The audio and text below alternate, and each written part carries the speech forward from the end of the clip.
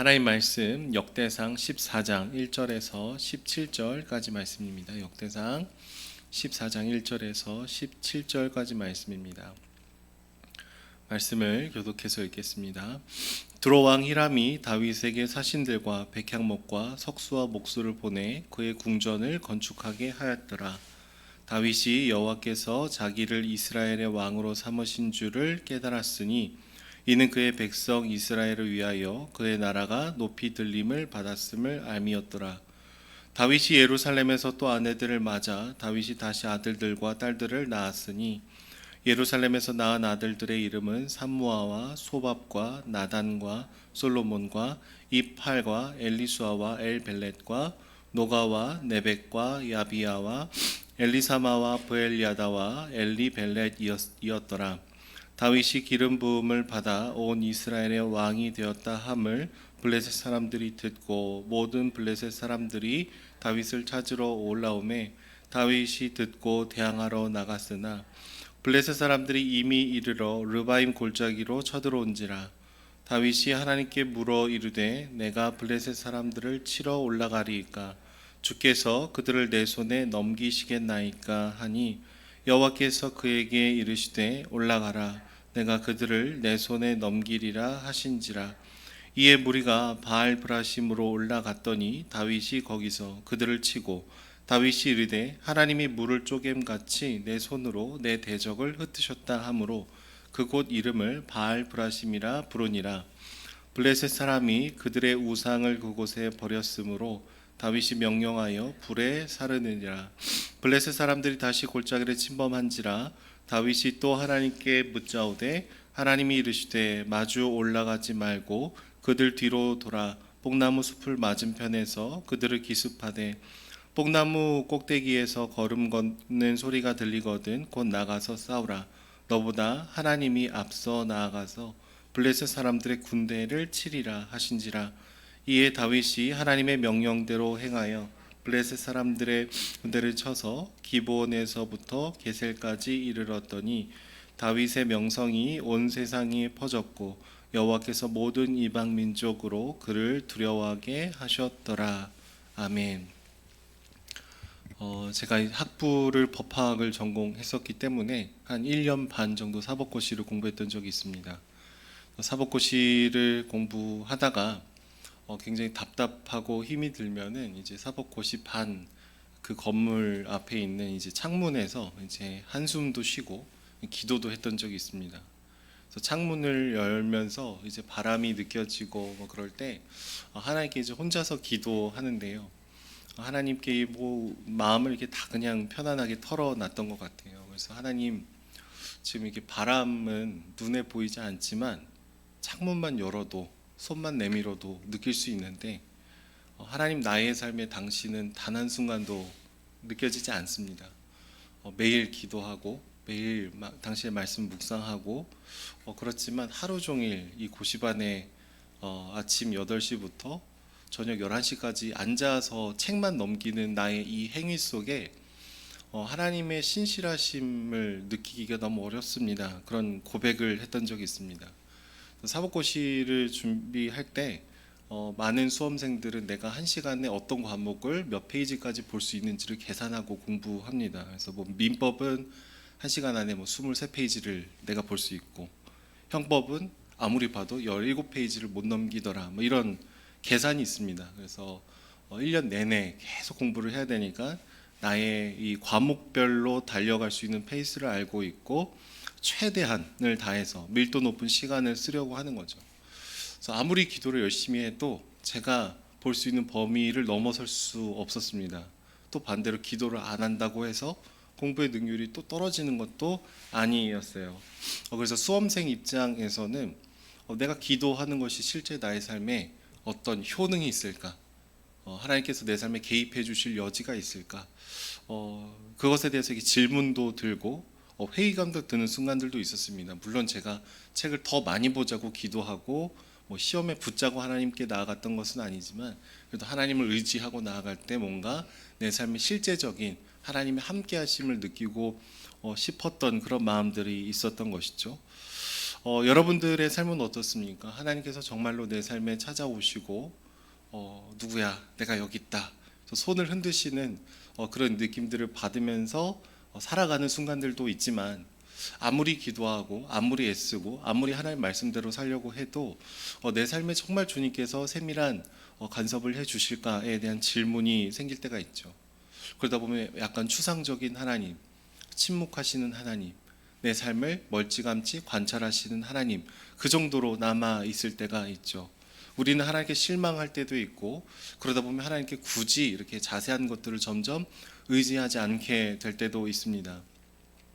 오늘 말씀 본문을 보시면 여러분 다윗은 하나님의 살아계심을 믿고 전적으로 주님을 신뢰하고 있습니다. 그러니까 하나님이 그냥 계신다 수준이 아니라 내 바로 옆에 계셔서 내 앞에 앞서가시는 분이다라는 것을 고백하고 나아갔던 것이죠.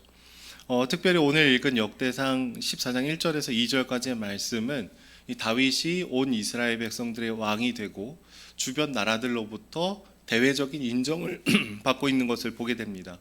그래서 두로 왕 히람이 궁전을 건축할 수 있는 나무도 보내주고요, 일꾼도 보내줬다라는 얘기를 합니다. 다른 나라 왕이 막 일꾼도 주고 자원도 주고 이런 것은 그렇게 쉬운 일은 아니겠죠. 그래서 국제사회에서 어느 정도 다윗이 이스라엘의 왕이다라는 것을 인정받고 있었던 것이죠. 그리고 두 번째로 나오는 것은 예루살렘에 정착한 다음에 다윗의 후손들이 태어나는 그 명단들이 나옵니다. 그러니까 성경에는 종종 자녀를 낳는 것, 출산이 하나님이 주신 복 중에 하나라고 얘기하고 있는데 나라가 세워지고 후손이 또 이렇게 태어난다라는 것은 다윗의 왕권이 더 깊어지고 풍성해지고 있다라는 것을 이제 보여주고 있는 것이죠. 그래서 3절부터 7절까지의 말씀은 예루살렘에서 태어난 후손들에 대한 얘기입니다. 하지만 다윗이 성장의 감에 따라서 이것을 불편해하는 나라들이 등장하게 되죠. 그래서 오늘 본문에서는 대표적으로 블레셋이 그렇습니다. 블레셋 사람들은 일단 다윗이 이스라엘의 왕이 되었다라는 것이 못마땅했을 거예요. 한 이틀 전에 저희가 말씀을 나눴지만 다윗이 사울로부터 쫓겨다닐 때 어느 정도 다윗의 그늘이 되어줬던 것이 블레셋이었기 때문입니다. 다윗은 피할 곳이 없어서 이스라엘의 원수격에 해당하는 블레셋 땅으로 들어가게 되는데 막 침을 흘리고 정신이 나간 이 연기를 하면서 내가 블레셋 사람들에게 위협이 되는 존재가 아니라는 것을 계속해서 어필하고 그 그늘 아래 잠깐 쉬었던 순간들이 있죠. 그러니까 우리한테 의지했던 그 사람이 온 이스라엘의 왕이 되었다라고 하니까 못마땅했을 것입니다. 그래서 오늘 두 번에 걸쳐서 침공했다라는 얘기들이 나오고 있어요. 특별히 어제의 본문과 오늘의 본문의 차이가 있는데요. 언약궤를 이렇게 모시고 오는 과정에서 목적은 좋았지만 하나님께서 명령하신 그 방법들을 따르지 않았던 것이 어제 말씀 본문에 기록이 되어 있습니다. 근데 오늘은 하나님께서 명령하신 이 전쟁을 치르는데 굉장히 섬세하게 그 방법까지 주님을 의지하는 이 다윗의 모습이 나오고 있어요. 사울과 다르게 다윗은 전쟁하기 전에 철저히 하나님께 기도하고 하나님께 묻는 자세를 보입니다. 오늘 말씀 보시면 내가 블레셋 사람들을 치러 올라가리이까 주께서 그들을 내 손에 넘기시겠나이까 라는 질문을 하죠. 그러니까 내가 할 수 있습니다. 나의 힘으로 나의 전투력으로 할 수 있습니다. 그게 아니라 하나님께서 나에게 이들을 넘겨주실 것입니까? 모든 주체를 주님으로 만들고 있습니다. 주님께서 얘기하시죠. 올라가라, 내가 그들을 내 손에 넘기리라 라고 얘기합니다. 여러분 다윗 정도면, 이 정도 상황이면 내 힘과 내 능력에 좀 이렇게 착각에 빠질 수도 있어요. 내 힘으로 할 수 있다, 내 능력으로 할 수 있다, 하나님 나를 도와주시면 내가 갈 수 있다. 하나님은 마치 조력자 정도로, 나를 도와주는 헬퍼 정도로 생각하고 주체는 내가 돼서 이 전쟁에 승리할 수 있습니다. 그 정도 자세로도 나아갈 수 있었을 거예요. 그런데 다윗은 자신들과 함께하는 군사들의 힘을 신뢰하지 않고 굳이 기도하며 주님께 나아갑니다. 그는 지금 정확하게 알고 있는 거예요. 언약궤의 사건들도 있었지만 나의 나됨은 다 하나님의 은혜구나. 물론 나도 최선을 다해서 노력하지만 이 노력할 수 있는 힘조차 주신 분이 주님이시구나라는 것을 알고 있었죠. 그래서 철저히 전쟁의 승패는 주님께 속했습니다라는 그런 인식이 있었고 인정하고 있었고 주님을 실제로 의지하고 있었다라는 겁니다. 특별히 오늘 말씀의 본문은 시편 2편 1절에서 2절 말씀을 연상시킵니다. 이렇게 기록이 되어 있어요. 어찌하여 이방 나라들이 분노하며 민족들이 헛된 일을 꾸미는가? 세상의 군왕들이 나서며 관원들이 서로 꾀하여 여호와와 그의 기름 부은 받은 자를 대적하며 라고 기록이 되어 있습니다. 그러니까 시편의 저자는 이방 나라들이 대적하고 군사를 이끌고 오는 이유가 누구를 대적하기 위함이냐라는 질문을 하고 두 가지를 얘기합니다. 첫 번째는 여호와를 대적하는 것이다. 두 번째로 그의 기름 부은 자를 대적하는 것이다. 첫 번째가 하나님의 존재를 인정하고 싶지 않기 때문에 이런 전쟁을 일으키는 것들이 있다라고 얘기하고 있는 것이죠. 그래서 실제로 그들은 블레셋 사람들은 예전에 사울을 죽인 다음에 사울 왕의 머리를 잘라서 다곤의 신전에 두고 사울의 갑옷을 아스타롯의 신전에 둔 다음에 우리가 여호와를 이겼다라는 메시지를 선포했었습니다. 그러니까 사실 이 블레셋과의 전쟁은 하나님의 이름을 모독하고 하나님을 대적하는 이 민족과의 다툼이라고 볼 수 있는 것이죠. 그래서 다윗은 하나님만을 의지하면서 하나님과 자신을 대적해서 쳐들어오는 이 블레셋과의 전쟁을 치르게 됩니다. 그리고 주님의 이름을 모독했던 사람들, 실제로 수많은 우상을 짓고 더 깊은 죄를 짓고 있었던 사람들을 심판을 하게 되는 것이죠. 다윗은 첫 번째 전쟁에서 대승을 경험한 후에 모든 우상과 전리품을 취하지 않습니다. 불태워버립니다. 우리는 이런 이익을 위해서 전쟁하는 것이 아니라 하나님의 이름을 위해서 전쟁을 하는 것이다 라는 것을 얘기하고 있는 거예요. 두 번째로 블레셋이 쳐들어왔을 때에도 다윗은 또 물었다라는 표현이 있습니다. 또 물었다. 사울과 대조되는 거예요. 사울은 하나님께 나아가지 않고 어떤 영매를 의지했다. 묻지 않고 자기가 제사의 일원으로 그냥 제사를 진행했다. 이런 모습을 계속 비춰주고 다윗은 그렇지 않았다. 다윗은 물어봤고 또 물어봤다라는 것을 계속해서 대조하고 있는 것이죠. 왜요? 이 포로기에서 귀환한 이스라엘 백성들에게 너희가 의지할 분은 누구냐? 하나님 한 분이다. 라는 것을 사울과 다윗을 대조하면서 이 길을 걸어가야 된다는 것을 보여주기 위함입니다. 15절 말씀을 보시면 굉장히 상세한 것들을 주님을 의지하면서 나아가요. 어떻게 공격을 해야 되냐? 뽕나무 숲풀 맞은편에 매복해 있다가 때가 되면 기습을 해야 된다. 이런 굉장히 디테일한 것까지 하나님께서 알려주신 것 같습니다. 근데 그때 얘기하는 것이 있어요. 15절 말씀 보시면 너보다 하나님이 앞서 나아가서 블레셋 사람들을 치시리라 라고 얘기하죠. 여러분 여기서 얘기하는 게 뭐예요? 하나님은 앞서 가시는 분이다. 우리는 그분을 믿고 담대하게 가면 된다. 그것이 주님께서 기뻐하시는 일이라면 내 힘, 내 능력, 나의 계획 그게 아니라 하나님께서 기뻐하시는 것에 동참하실 때 그분이 앞서 가시니 우리는 그분의 뒤를 보면서 걸어가면 된다라는 거예요. 개척을 준비하고 지금도 개척을 이제 해 나가고 있는 과정에서 제가 가장 먼저 착각에 빠지는 것이 있을 때가 있었는데 내가 성실하게 준비해서 제가 앞서 가야 된다라는 생각을 했었던 적이 있습니다. 하나도 놓치면 안 되고 잘해야 되고 말씀도 잘 전해야 되고 근데 기도하고 또 예배하면서 제가 깨달았던 것은 나는 앞서가는 존재가 전혀 아니구나. 앞서갈 수도 없고 앞서갈 능력도 없고 앞서갈 담대함도 없고 근데 이 교회라는 아름다운 공동체를 이루어 가시는 분은 주님이시구나. 주님께서 이 교회를 세우시고 성장하게 하시고 뿌리 내리게 하시고 아름답게 빚어가실 분은 주님이시구나. 그분 앞서가시고 우리 따라가면 되는구나. 그리고 그 자세가 기도이겠다.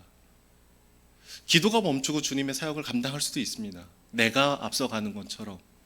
근데 점점 할수록 메말라지고 문제가 생기고 힘들어지게 되죠. 우리 인생도 그렇습니다.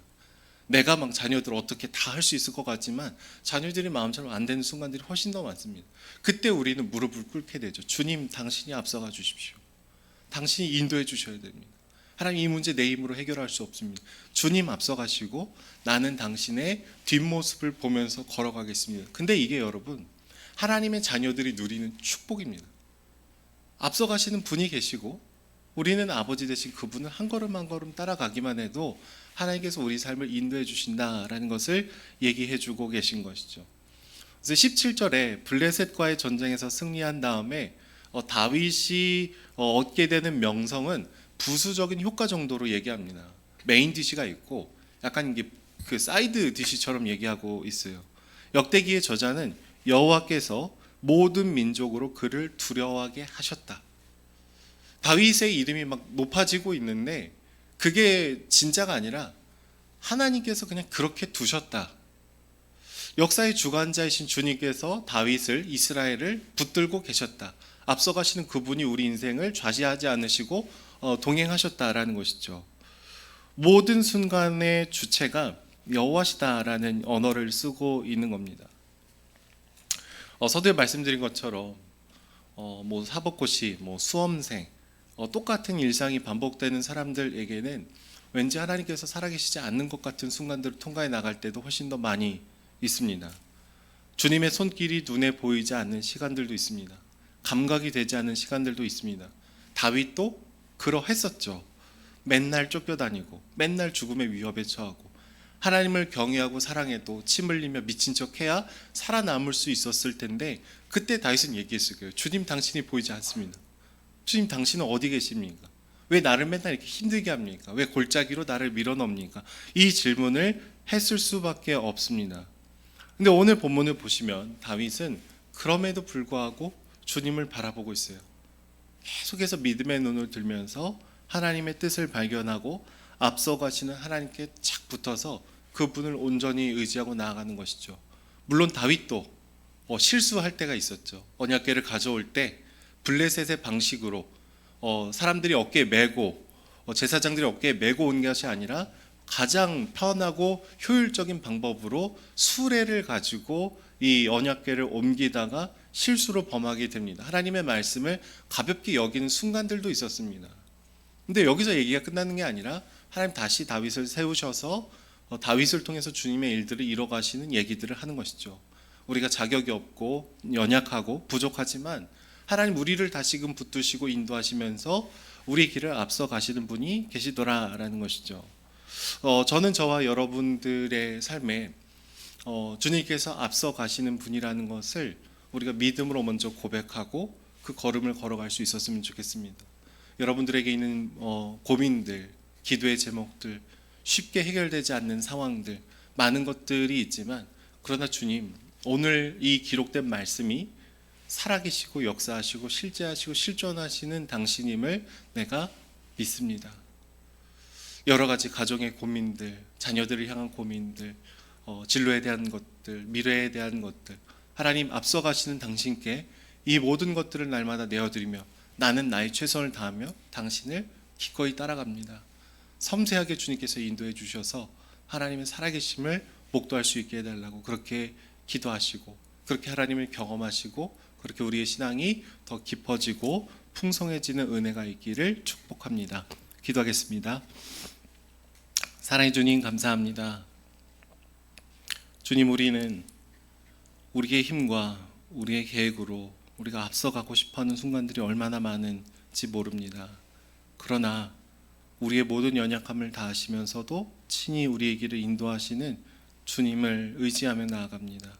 하나님의 살아계심을 깊이 경험할 수 있도록 붙들어 주시고 시간을 뒤로 돌아볼 때 하나님께서 역사하시지 않았더라면, 은혜가 없었더라면 우리가 이 걸음을 걸어올 수 없었음을 고백하며 주님 한 분만을 의지하며 걸어가는 저희들 될 수 있도록 하나님 함께하여 주시옵소서. 다윗처럼 늘 묻고 또 묻고 주님과 동행하고 주님과 깊은 만남을 갖는 저희들이 될 수 있도록 날마다 역사하여 주시옵소서. 감사드리며 예수님의 이름으로 기도드립니다. 아멘.